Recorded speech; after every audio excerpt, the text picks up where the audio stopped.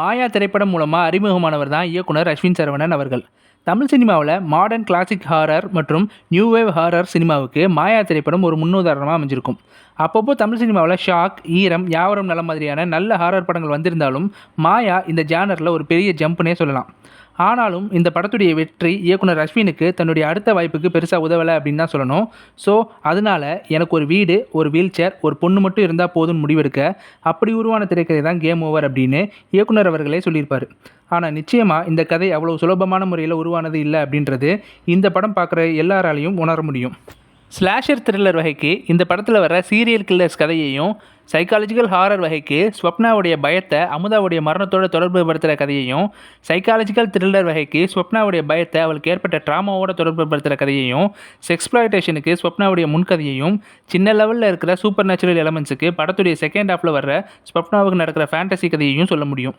இப்படி ஜிஎல்ஓ ஜானரை சார்ந்து இருக்கிற அத்தனை டார்க் எலமெண்ட்ஸையும் ஒரே படத்தில் கொண்டு வரதே ஒரு சாதனைனா, அதை எந்த வகையிலையும் ஓவர் டோஸ் ஆக்காமல் கச்சிதமான திரைக்கதையாலையும் ஸ்டைலிஷான மேக்கிங்காலையும் ஒரு பெர்ஃபெக்ட் சினிமாவாக கொடுக்கறது இயக்குனருடைய உச்சபட்ச கிரியேட்டிவிட்டினே சொல்லலாம்.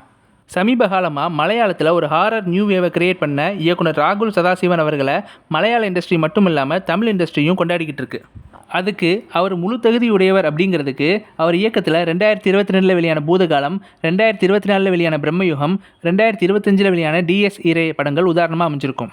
ஆனால் இந்த இயக்குனருடைய திறமைக்கு எந்த வகையிலையும் குறைவில்லாத, இன்னும் சொல்லப்போனால் அவரை விடவும் சைக்காலஜிக்கல் ஹாரர் எலமெண்ட்ஸை ரொம்பவும் திறமையாக கையாளுற இயக்குனர் அஸ்வின் சரவணன் அவர்களுக்கு அவருக்கான அடிப்படை பாராட்டாவது கிடைச்சிருக்கா அப்படின்னு பார்த்தா அது கேள்விக்குறி தான்.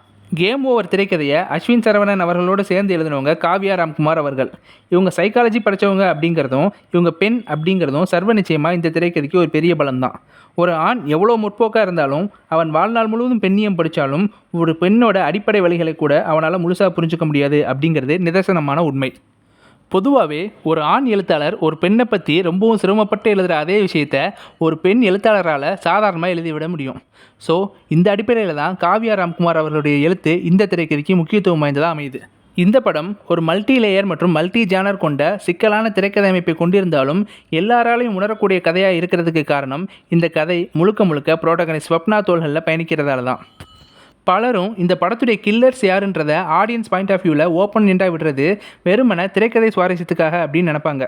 ஆனால் அந்த கில்லர்ஸ் யாருன்ற விஷயத்தை கான்சன்ட்ரேட் பண்ணால் ஸ்வப்னாவுடைய சைக்காலஜிக்கல் ஜர்னி தடைப்படும்ன்ற ரீசன்னால தான் கில்லர்ஸ் யாருன்னு ரிவீல் பண்ணல அப்படின்னு இயக்குனர் தன்னுடைய பேட்டிகளில் சொல்லியிருப்பார்.